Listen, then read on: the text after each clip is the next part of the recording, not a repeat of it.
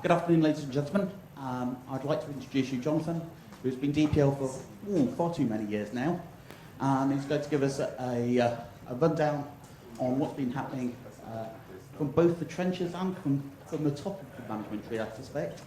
So, Jonathan, over to you. Thank you. Can you hear me? I think you can. Thank you.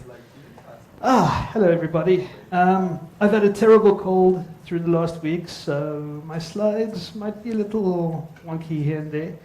But I'm also reading RC, so if you want to heckle me via that or ask some questions, you're welcome to, and I'll try to answer it live during the talk.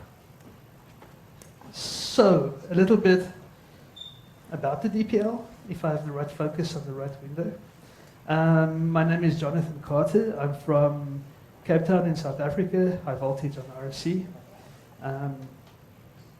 That's from way down south in Africa.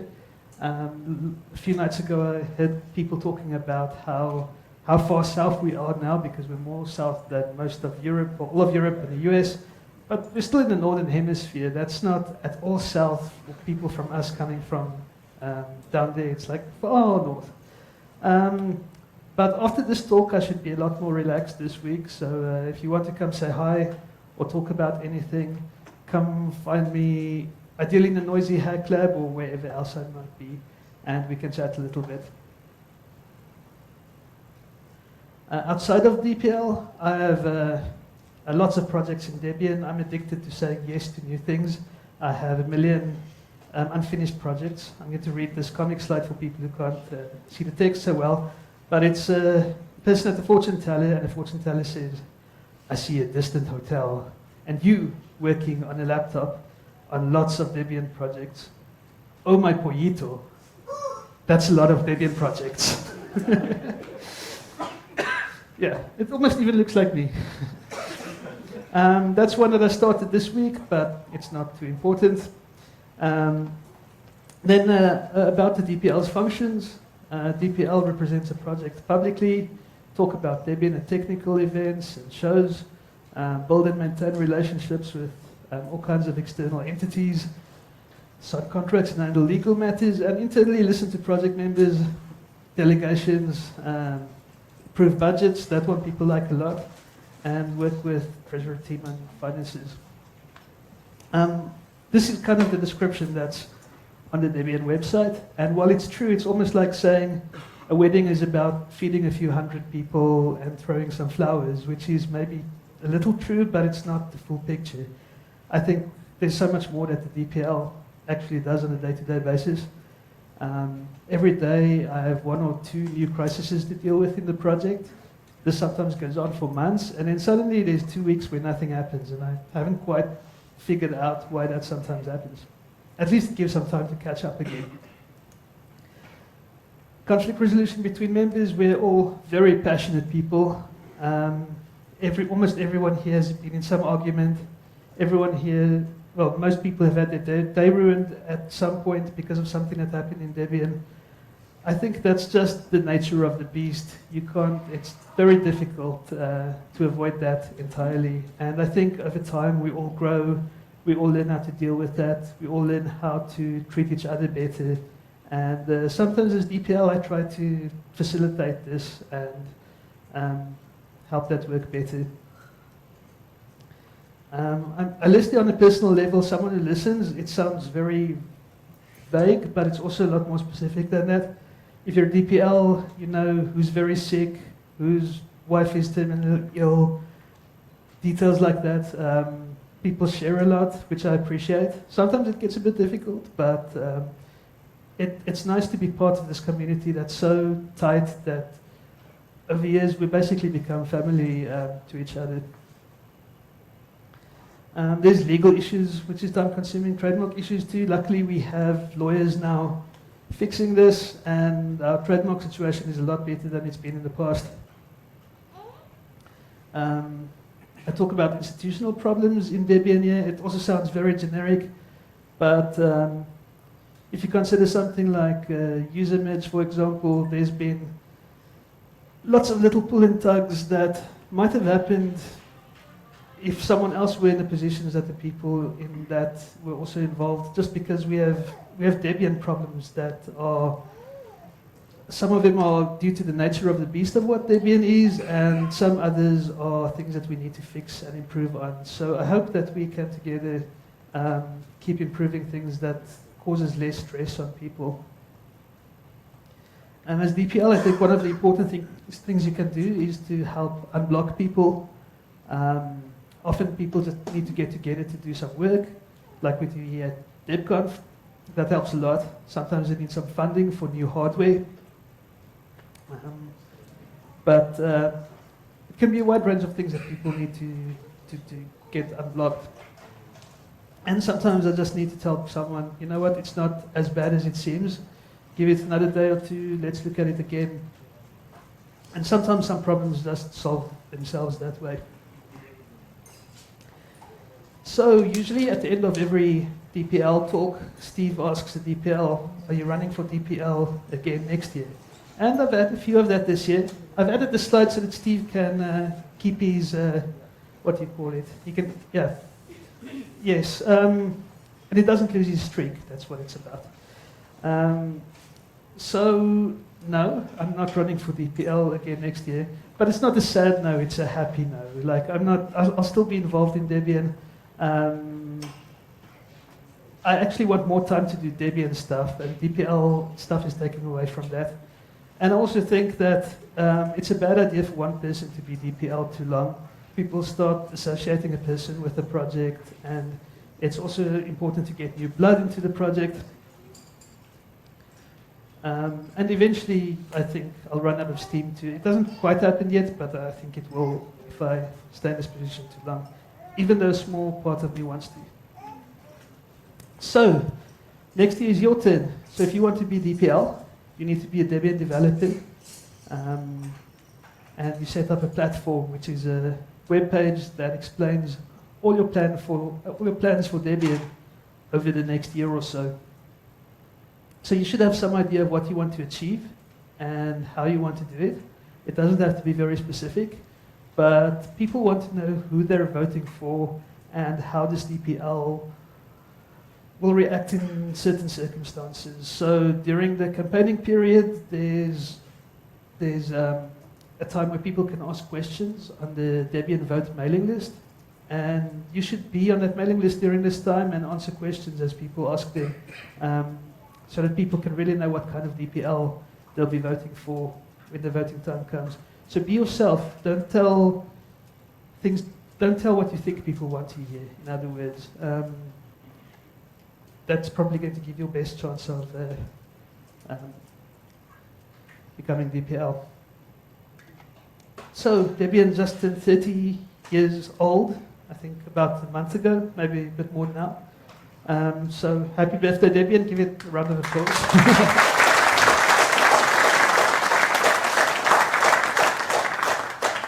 I think most of us can remember where we are old enough to remember where we were 22 years ago today. But I want to see a show of hands. Who's under 30 in the audience? Okay, about maybe a quarter of the people. We're getting older in Debian, so there's so much ways we can get more younger people, more women involved into Debian, and I think doing things like the 30th birthday is a good idea. We should maybe take that further next year. I was very glad that we finally had one in Cape Town this year. For the last few years, it crept up on me, and then on the day I thought, next year we'll do this, next year we'll do this, and then it never happened. So I was very happy for this to work out. But there's other ways in which we want to expand local activities to make it easier for local groups to do events. Maybe have some set budgets available so that people know there's money available to them, and just promote the concept a lot more. So on Thursday, there's a local groups BAF. It's in Kuthiran. So add that to your schedule and come visit it, especially if you're interested in starting a local group, or if you're from a local group who wants to share some experience and let everyone know what you've been doing. And other than that, Debian 12 is out. That's very good news. The feedback on Debian 12 has been really, really good. So thank you to everyone who has contributed anything to Debian 12, because it's been somewhat of a milestone release in my opinion. I looked at the YouTube videos and the comments were just really, really strongly good. People were almost raving about it. I looked at DistroWatch because they added a new feature. In the past they had these rankings for distributions, but it was just based on clicks per day. So people initially spammed it so that they had a script that they clicked on their own distributions link or one they liked. And it didn't really mean much because it was really just curiosity, how many people are clicking on it. But recently they added a new feature that lets you review a distribution. And you can't just give it 1 star or 5 stars, you have to write a little essay about why you like it or don't like it. So it's difficult for people to just sign into different accounts and vote. You actually have to do some effort. So I was curious to see what all the distributions rate as. And while I was looking at these other distributions that mostly also have stable releases, in some way similar to Debian, I was hoping that Debian would at least get like an 8 or so. But based on the feedback from the last few releases, Debian actually has 8.8 on DistroWatch, which is just one website. Yeah. But that's amazing. I think 10, 15 years ago, this would not look like this. So really good job to all of the Debianites who keep uplifting Debian and getting it to fixing things that people have been had problems with for a while. So obviously, I couldn't help myself from looking at the negative reviews because where do we lose at 1.2? I mean, this is just one website, but some of the things that came out, I saw a few other places too, and other people also having a problem with it. Something I get all the time is people say it's too difficult to find a download link for the image they want. I talked to Thomas from the web team, he said they just don't have time for that right now. But it's something that I'll even help with after my DPL term. It's something I really want to have fixed. I think fundamentally we need the release team or the image team to work together to create some form of manifest of all the images that's available, and maybe from that we can make different download pages depending on the user's needs. That makes it the easiest for people to find the image that they want.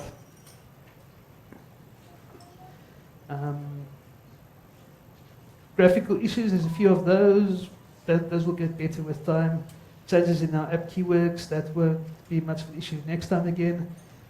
People complain about package selection. I don't care that much in Debian about package selection because it's so easy to apt install or remove something. But people are really unhappy about the GNOME games that's installed by default in Debian. Why this upsets them so much, I don't know. They just feel it's unnecessary and no one plays them. But they're nice for office workers to keep them a little busy when they have some downtime. Some people, of course, mentioning that they had to change sources.list for non-free firmware. That also won't be an issue next time. And the only issue that got a 1 star was B3FS setup on Debian. They tried it in Calamares and it wasn't, they couldn't specify a custom subvolume. They tried it in Debian installer, didn't work there either. And our BTRFS setup is a bit lacking, to be honest. Like I use it, I have some problems with it, like you can't set compression in install or enable space cache version 2. Things that everyone wants to do when they use B3FS, but it's just not there. So also something I hope to look at a bit at some point, but just not now. Then another piece of feedback I got a lot from Debian 12, which kind of surprised me. It's Nala. Can I see who has never heard of Nala before? Many of you, okay. I was in the same boat when Debian 12 was released, and so I took a look at it, and it turns out it's a new front end for apt that exists in Debian 12, and it just makes really pretty output. You use it the same as apt, like Nala update, Nala install, but people go bonkers about this, and I was like, okay, it's kind of cool. I didn't know about it until after release, but people did love it. Then the other big thing that happened after the last year is we included non-free firmware by default in the Debian image. This is really important because in the past, you could install your Debian system and then install whatever free firmware you needed to enable your Wi-Fi card or webcam or other hardware, but these days it's a lot worse. Like, if you don't have your firmware, you get a black screen when you boot the installer, or you don't get sound, which is a big issue for people doing an accessibility install. So we got to the point where we basically had to decide, do we want to be able to install Debian on physical hardware or not? So yeah, I think it was a right choice to make, even though we don't like the situation. There is still some hope for the future that things will get better at some point. Then we're also saying goodbye to Debian GNU KFreeBSD. This is a system that's Debian, but with the FreeBSD kernel. It was a very good, I dare say, experiment that went well for a while, but it just turned out to take lots of work to maintain. And due to issues stacking up, they decided to lay it at rest. But I think it was a very good effort, a very good project, despite it not completely working out. So I'd like you to give an applause so that we give a proper send-off to KFreeBSD. And also thank you to everyone who's worked on this over the years. Then we're also saying goodbye to MIPS Little Indian. People will be a little bit happier about this one. There's no practical use for it anymore. MIPCL only runs on really old routers that no one uses or should use anymore. And you can't run a kernel on it anymore. There's lots of issues like the Debian kernels need hardware floating point, which these things don't support, so it's emulated. So even if you could run a kernel on there, it would be extremely slow. And if you walk by any office, you can probably find much newer stuff outside in their dustbins. And if you have a friend in IT, they're probably throwing out much newer stuff anyway. So it's time for this to die, and we lay that to rest as well. But that's recent news and things that happened over the Debian 12 cycle. There's also things to look forward in the future. Debian 13 is named Trixie, and now that Debian 12 is out, it even has a point release already. We can start thinking towards the future and start working on Trixie, which has already happened as well. Trixie is a dinosaur from Toy Story. So it's kind of interesting. Who doesn't know where the Debian release names comes from? I guess most people here will know where that comes from. Okay, good. So we all know it comes from Toy Story in Pixar, but what I find interesting is I saw Steve Jobs talking about his time at Pixar, and he said if it wasn't for Pixar, there wouldn't have been a Next computer, which means that Apple computer today would have looked drastically different than what it does now, if it would even still exist. And initially Pixar hosted the Debian mailing list and some of the infrastructure in its early days. So Debian could have also probably looked a lot different if it wasn't for Pixar.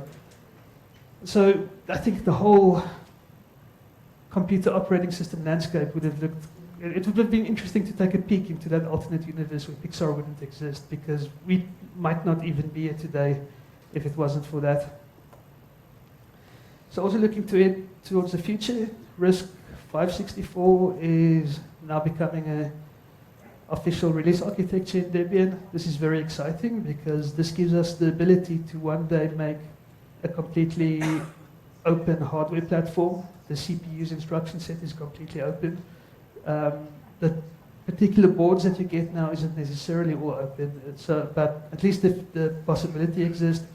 So we could in the future have some RISC-V platform plus a completely free Debian that works well together. Currently we have 9 unmatched boards that our packages are building on, and they're working very hard, those 9 little boards. They've, I think, this was a few weeks back, it was at about 65% of building all the Debian packages. They might be close to 90% now. So thank you to the RISC-V Foundation for donating us quite a bit of hardware. The board on the screen is the Vision 5 board. I've got one of those at home. I just haven't had time to set it up yet, but it's very high on my list when I get back home after DebConf. What I like about it, it has an NVMe slot on it, so I can test things like Debian Live and get Calamares running on RISC-V so that you can pop in the USB and install it on your NVMe devices if it's a laptop or a whatever. I do provide some links. You're not meant to remember that or type it from screen at the end. I have a link to all my slides that makes it a lot easier to find these. Then we're also saying hi to LearnArch. While I'm very positive about RISC-V, a little bit more uncertain about Learn. It's called Learn64 in Debian. The kernel people say they can't really see a difference between MIP64 and LearnArch. This is a new architecture from the Chinese parastatal called Lungsao. And it's forked from MIP64 or 6, which is significant because MIP64 recently also became open source. But this is forked from an older MIPS that was still closed source, and they disabled 4 instructions to get past some patent things, and they still had some disagreement with MIPS, but they ended up getting an agreement so that they can actually make these chips. So it's not open source like RISC-V, which already makes it a lot less exciting. And the US also imposed import bans on this, and to retaliate, China just ended up putting an export ban on these chips, on some of the chips at least, to everywhere. So it's weird, and the future of it is uncertain. Although people who have looked at it from a technical level say it's fantastic. They say it combines the best from MIP64 and a little bit of RISC-V, and it also has very fast x86 emulation. It's about 85. You can run x86 code on there at about 85% of native speed, which is really good for a RISC-based board. So who knows, anything could happen, but at least Debian does have support for it. I'm much more excited about RISC-V. I think that's where our future is headed. Then also looking ahead, we have the famous 2K38 problem, where our 32-bit time is running out in 2038. Mostly solved in Linux upstream, but in Debian there's still quite a bit of work to do. Hopefully, with some plans going around, it will be fixed by the Trixie release so that we can relax a little bit about it. It will probably mostly be for all the non-x86 architectures, because for Ithread 6, the biggest reason why that's used is for compatibility of old software for running games, typically Steam or old business software, and you don't want to break compatibility with those to the point where they can't start up anymore, which might happen for most of the proprietary software out there, at least to my understanding. Then, going back all the way to 1999, the first distro I ever used was Red Hat Linux 6. When I first installed it, I was utterly unimpressed with Linux. I told my friends, this is garbage, don't waste your time with it. And then, after working in a computer shop and removing viruses from Windows all day long, 6 days a week, I quit my job, just walked out and said, I'm not doing this anymore. I'm done with computers forever. And then I found Red Hat 7.2 on a magazine cover, and it was amazing. Suddenly my modem worked, my sound card worked, I could play full screen video.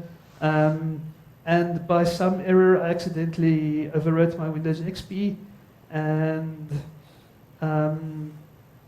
didn't ever need a reason to install Windows on my main machine since then.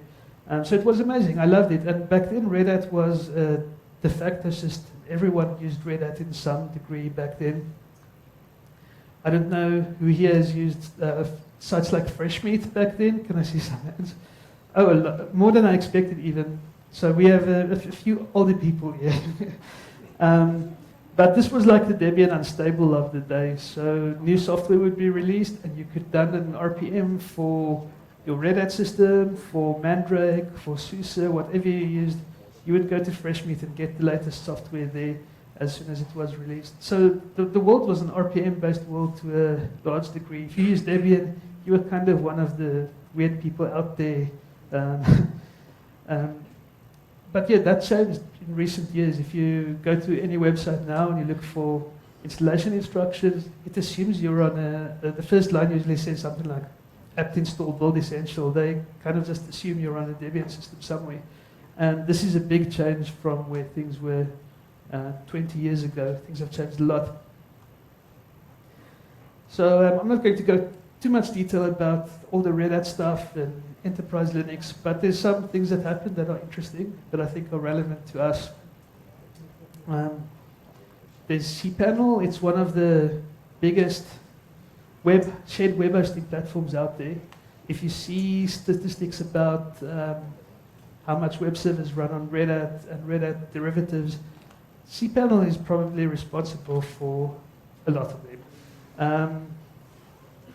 You probably can't make out that text on the screen, but basically they have decided to start supporting Ubuntu in addition to CentOS, and they didn't really muck about the reasons for it. That last paragraph that's visible there, they specifically say that the CentOS 8 end of life was a big surprise to them, and they didn't expect it, and they want a safer future, and they're going with Ubuntu. And all those machines are now switching over to, all those machines will probably end up switching to Ubuntu over time.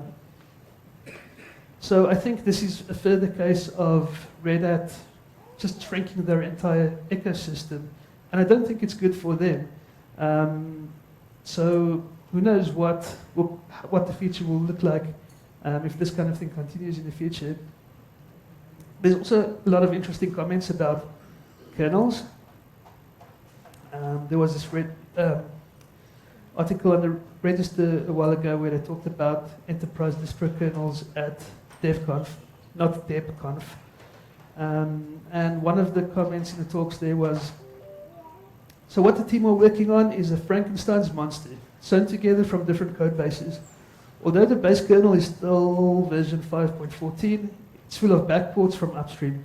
It has XFS file system code from kernel 6, USB subsystem complete with drivers, and BPF subsystem from kernel 6.2, the wireless stack and all drivers from kernel 6.3, and multipath TCP IP code from kernel 6.4, which at the time of the talk hadn't even been released upstream yet.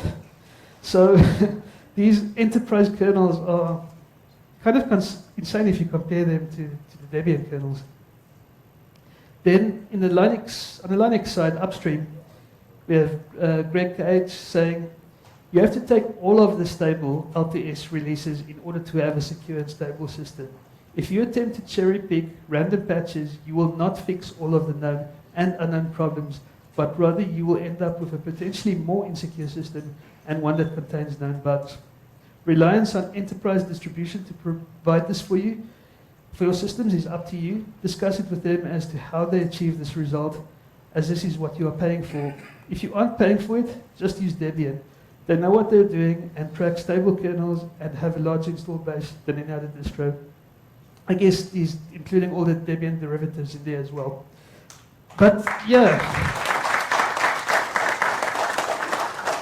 Thanks. I was just about to ask that for the Debian kernel team, because they really do top-notch work, and they fly Debian's flag high out there. So everyone in the Debian kernel team, thanks a lot. Your work is much appreciated.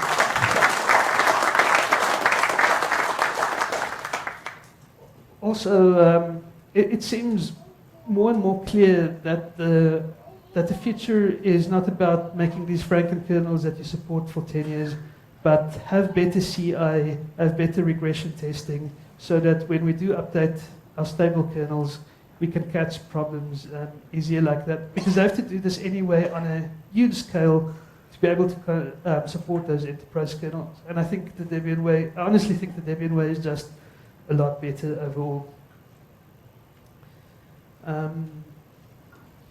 So I leave you with a quote. It says, "The time has come to concentrate on the future of Linux rather than on the destructive goal of enriching oneself at the expense of the entire community and its future." Do you know who said that? That was Ian Maddop, all the way back in 1994.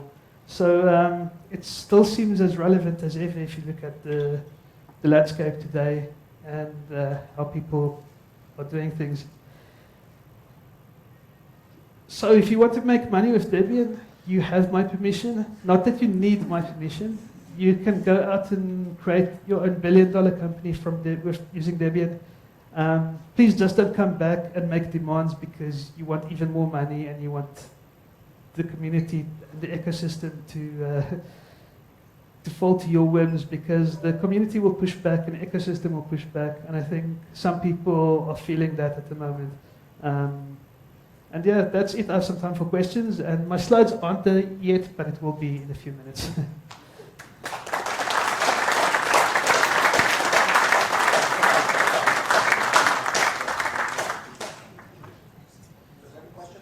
Any questions, anyone?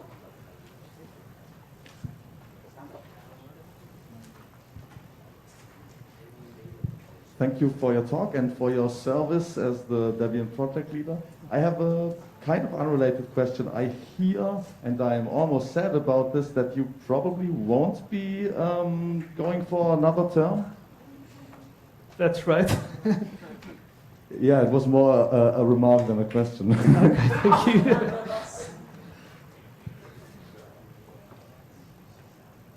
Any more questions?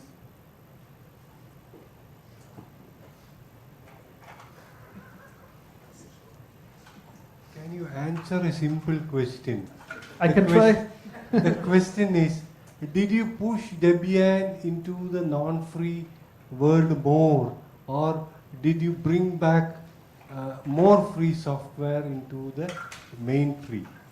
Yes, we constantly do that because the pace that the free software world out there is growing is much faster than the pace of what we're getting into Debian. So we have to constantly get more contributors and more people inside of Debian to be able to grow Debian.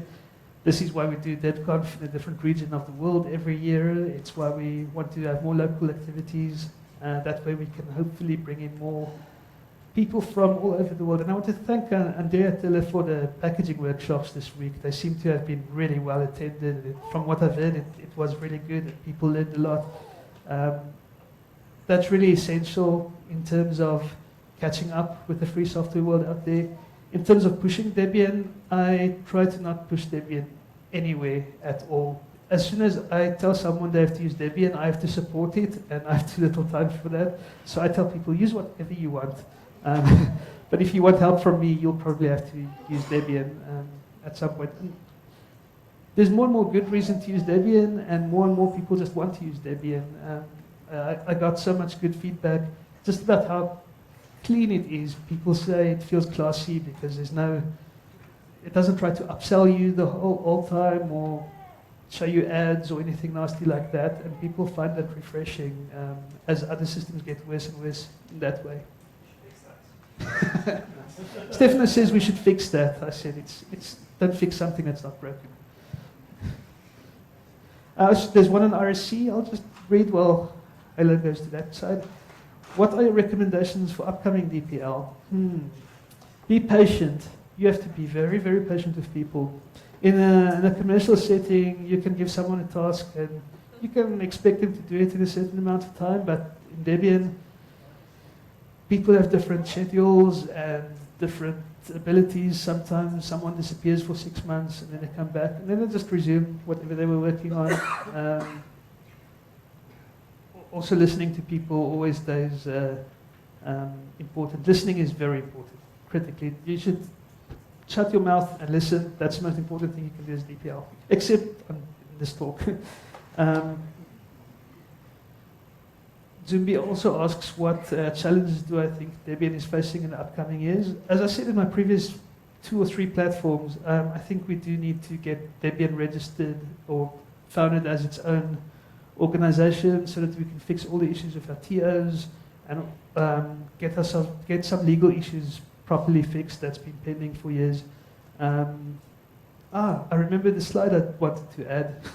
there's been a few of them, but I've been sick, so it's been a bit difficult the last week. But who here has ever asked for reimbursement from Debian? I guess a lot of people probably, yeah. Did you enjoy it? Was it a pleasant experience? It's not for you, but it's not for me either, because I have to read every email that comes through, because now and again, down the chain, there's one reply somewhere that asks me for something, or is this still okay, or I need to take some action. And so for every reimbursement request, there's probably about 10 to 15 emails I have to read, and it's time-consuming, and it's horrible, and it's frustrating for everyone. So thanks to Freaksian and Stefano, who's sitting here in the front, he's working on a new reimbursement web interface where you'll just click to make a request, and the DPL can just approve it on the web interface. And once you're done with your expenditure, you can just upload your documents to this web interface without all the weird, complex custom PDFs you have to make and weird things like that. So it's in progress at the moment. I think after it's done, from our side, we'll have to talk to the TOs to make sure they accept it and it works according to all their policies too. But I can expect that to be working within a few months from now, maybe early next year. It will be ready for larger testing, and that's quite exciting. There's a talk about it tomorrow, says Stefano. Okay, we still have a question here in the back. Thank you for your service as DPL Debian project lead. So this is a fun question, like what happens if all the character names are run off? What will be the future of naming? We have a special agreement with Disney. If that ever happens, they will make new Toy Story movies.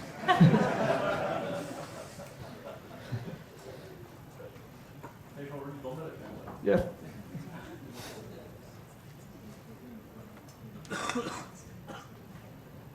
In your terms as DPL, what was the most pleasant thing that you got to do?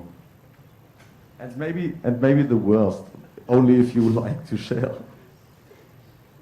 Worst is, I can't actually think of something now. There's been a few things that weren't that great, but everything was worthwhile. I don't regret anything, to put it that way. I'm glad I did what I did and signed up for what I signed up for. And it's work worth doing, and it's rewarding. So even the bad parts were worthwhile, I think. In terms of good things, the things that keep popping up is the 2 Debian weddings I've been at, which isn't a DPL thing at all. I told them I'm a pope and I can marry them, but they didn't want to go with it.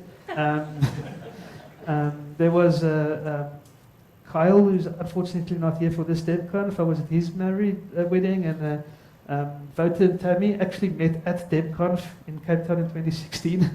It was nice being at the real Debian wedding. So I think that's the highlights, even though it's not DPL, but that's what's popping in my head at the moment. Yeah, so you're speaking about marriage, and I have this thing coming up. Can I book you?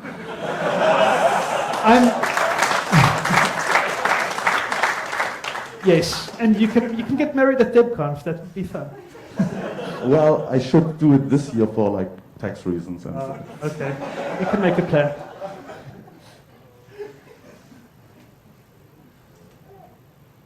Anybody else? Anything on IRC? Nope, seems that's it. We're all good. Thank you so much, Jonathan. It was absolutely lovely hearing from you. Sure, I really hope we're not actually seeing you go. We're all clearly hoping you'll stay around for next year. So, yeah, thank you very much. Thank you.